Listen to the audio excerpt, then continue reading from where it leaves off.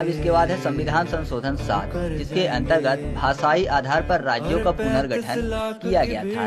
ये जो 7वां संविधान संशोधन है ये किया गया था सन 1956 में। ठीक है, तो देखिए याद करना कितना आसान है। यहाँ पर 7वें में शब्द लिखा हुआ है साथ। साथ मतलब साथ की बात। और साथ हम कैसे रहेंगे? जब हमारी भाषा एक दूसरे के समझ में आएगी।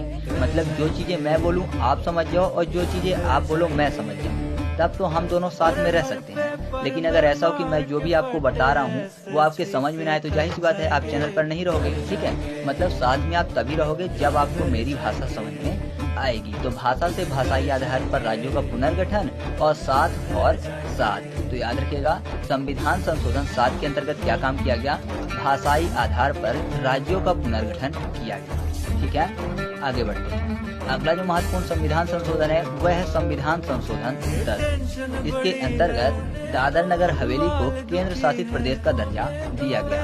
मैं आपको बता दूं कि इससे पहले जो दादर नगर हवेली था वह पुर्तगालियों के अधीन था। ठीक है, और उन्हीं से मुक्त कराकर सन 1961 में इसको भारत में केंद्र शासित प्रदेश का दर्जा दिया गया। तो याद करना आसान इसलिए है क्योंकि यहाँ पर एक शब्द लिखा हुआ है नगर के बाद हवेली।